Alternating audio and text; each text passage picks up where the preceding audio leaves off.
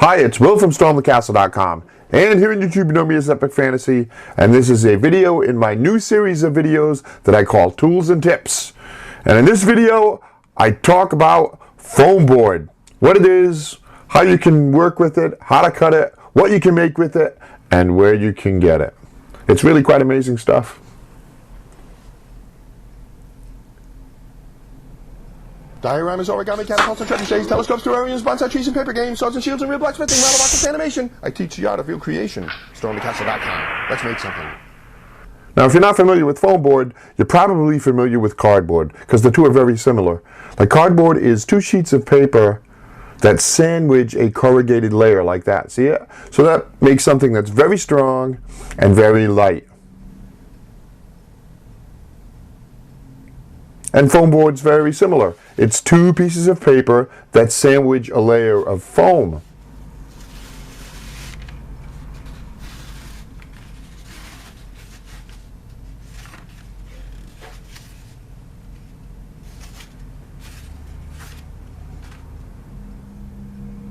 And it comes in a lot of different sizes and shapes and colors, but the standard size you can get almost anywhere is 20 inches by 30 inches and 3/16 inch thick, or 5 millimeters thick.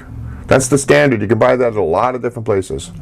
And it comes in a lot of colors like black, green, and it even comes in two tones with a color on one side and a different color on the other side. It even comes in silvered.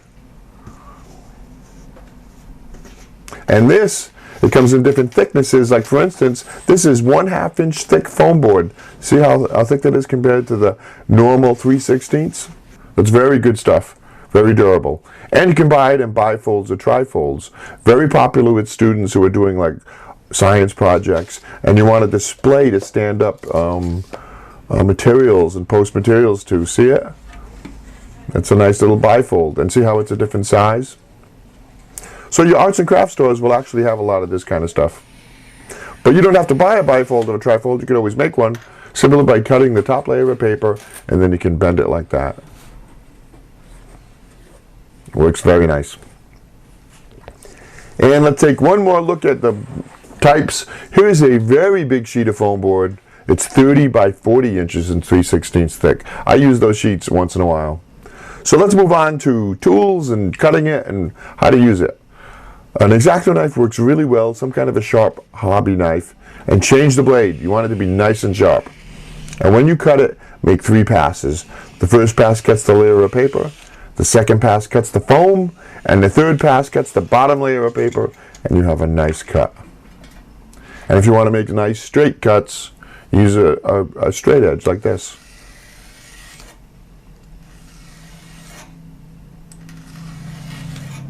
There you go. So now a company named Foamworks also makes tools specifically for cutting foam board, and in a variety of different ways. For example, this one cuts a bevel in foam board, a 45-degree angle, which is really nice for the bevels on a sword, or if you want to assemble pieces together to form a box or something. See those 45-degree angles? Now you can glue that together to make a nice straight edge. It's a neat tool. And this is something called a rabbet cutter, R-A-B-B-E-T. And carpenters use rabbet cuts all the time when they're building things.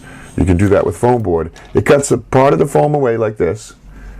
See it? And now you can glue another piece of foam into that cut. And you've got another beautiful 90-degree angle. And they have a freestyle cutter that you can cut freestyle with, which is kind of neat. So one more thing, let's talk a little bit about glues. It is paper, the 2 layers of paper, so any glue that works on paper will be fine on foam board and even on the foam. So plain old white glue is fine. And if you can use hot glue gun on this, which I use a lot, but make sure you set it on low setting if you're going to be gluing to the foam, because really hot glue on the high setting can melt that foam, and that core of foam in the middle.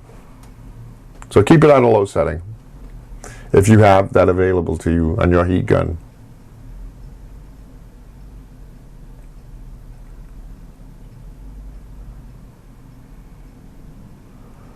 So let's glue that rabbet cut.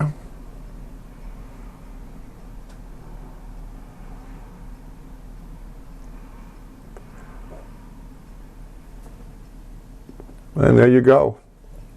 So foam board is really very flexible. There's a lot you can do with it. Let me show you one more little technique here that's interesting. If you wet foam board, when it dries, it curves. It will curl up because the paper will shrink and the foam doesn't shrink. So it wants to curve, which is a wonderful thing you can use in your projects, but you have to make sure that it also works with paint. So when you paint it, if you paint both sides, they will curve evenly and even themselves out, and you will have no curve.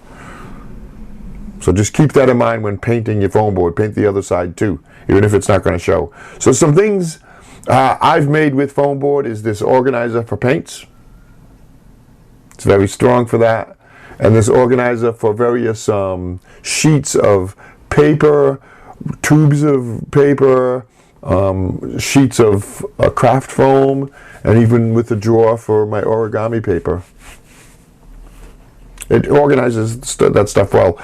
And on my workbench, I have this nice organizer that I really like, because most of the stuff I use often is right within reach, including pens and pencils, markers, crayons, erasers, scissors, X-Acto knives, and stuff like that. So what can you make?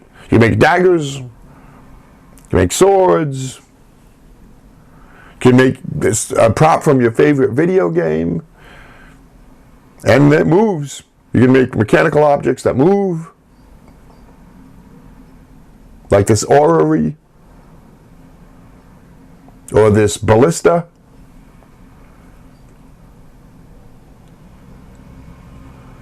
And you can also make wonderful containers for holding things like your art supplies.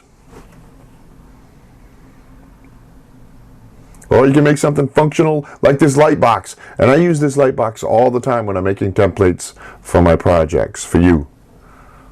So that's it. You can have a lot of fun. We love foam board. All of those projects you just saw are here on my YouTube channel. And where can you get it? You can buy foam board. You'd be surprised because you maybe never noticed it. But you can buy it at Walmart. You can buy it at most drugstores like CVS. You can get it for $1 at dollar stores. You can buy it, of course, on Amazon, online. That's where I buy most of mine. You can buy it in office supply stores like Staples and Office Max and places like that.